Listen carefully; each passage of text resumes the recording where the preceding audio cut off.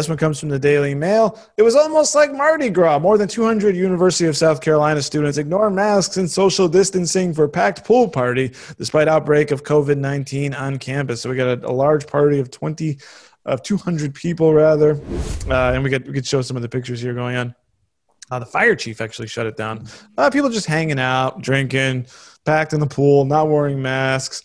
So they've already got an outbreak. The school has an outbreak, and they got 553 active virus cases on and sorority houses and on campus. So they had a quarantine. And meanwhile, while they're quarantining people, these guys were having a giant blowout. Yeah, apparently this hotel or motel or whatever it is, apartment complex where the whole party happened, apparently like it's all college students that live there. So like, hey, we're quarantined anyway. Let's all go out to the pool. And so cool. You know what I mean? I think the best thing I took out of this article was that it says no tickets were handed out, but they were just given a warning that you don't have to ruin these kids' lives. Just go there and be like, hey, stop being a fucking idiot. Go back to your room. Let's break this up.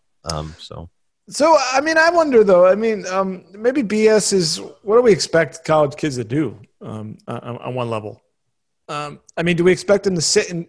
These are, 18 to 22-year-olds roughly. Do we expect them to sit into their house and wear masks when they go over to their buddy's house and to keep gatherings of 10 or less? I mean, I know this is absurd how packed they are in here, when there's a pandemic going on. But what are our legit expectations? I don't know. I tell you what, if the worst thing you got to worry about with kids that age and college kids is like gathering together for a pool party. Yeah. That's fine. I think so too. They could be on TikTok stabbing people apparently, but we don't have to, if they're just having a pool party, it's like whatever. Like there's like in Baltimore, there's this like gang of like, motor, like dirt bike riders that go through the streets. They're called like the 12 o'clock boys. And it's like every summer, not this summer because we're not down where no one's around. But like, I know prior to this, it was like every time you would just hear like the dirt bike engines to be like, there's the 12 o'clock boys or whatever, like just zooming past you and everything. And people get so riled up about them. But I'm like, dude, if the worst thing that you have to worry about for like teenage kids in a bad area of Baltimore is just to ride dirt bikes in the street, I'm like, that's like. Is that all they do, or do they just ride, or? Yeah. Okay. Some people say they're involved in the criminal. I don't know. I've watched a documentary about them where they're just these kids that have dirt bikes and they just ride them around. Okay. Well, that's not so, I mean, that's, you know what I mean?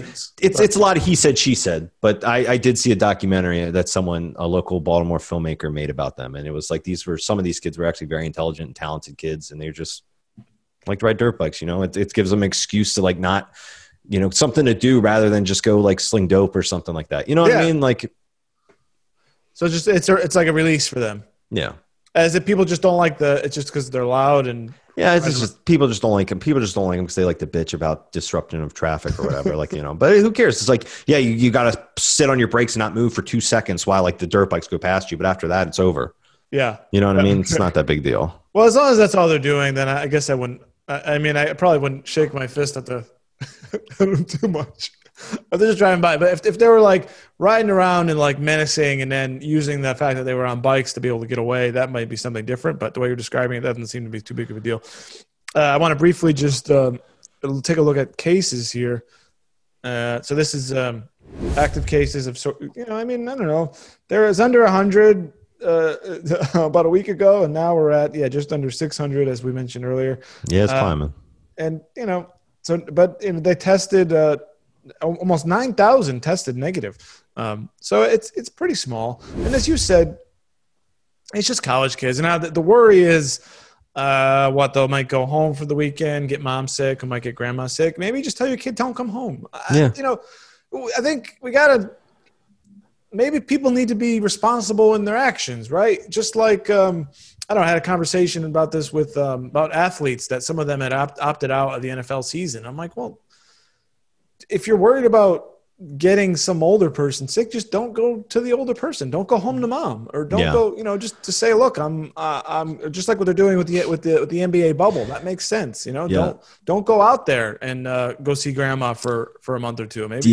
Yeah. The NFL players quitting or not playing this season is there's a lot to that, because there's some reports going around that some players that think they're going to be cut were canceling before the cuts were made because they could still get their paycheck. Oh, there you go. And then they could claim I wasn't cut. Yeah. Yeah. So when they go to the next team, I just was doing it for health reasons. Mm-hmm. So someone's always running some kind of a scam. So Yeah. some level.